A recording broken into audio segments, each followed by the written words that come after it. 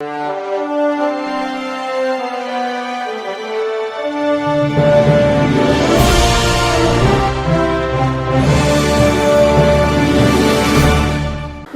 मी Shweta Pawar. City TV लाईव्हच्या बातमीपत्रात आपलं स्वागत आहे. अरिहंत मीडियम स्कूल इयत्ता 8वी मध्ये शिकत असलेल्या कुमारी तनिष्का अनिल गुर्रम हिचा क्रिकेट असोसिएशनच्या वतीने घेण्यात आलेल्या स्पर्धेत नॅशनल लेव्हल कॉम्पिटिशनसाठी नैनिताल येथे निवड करण्यात आली. तिची निवड U14 या गटात करण्यात आली. या स्पर्धेत ही एकटी मुलगी सोडून बाकी सगळे मुले होती. तरी पण तिने मागे न हटता त्या टीममध्ये त्यांच्यासोबत चांगली कामगिरी केली. कुमारी तनिष्का हिला लहानपणापासूनच बॉलशी खेळण्याचा खूपच आवड होता. तिची आवड लक्षात घेता तिला प्रथम पुण्यात बास्केटबॉल या खेळात प्रवेश घेतला.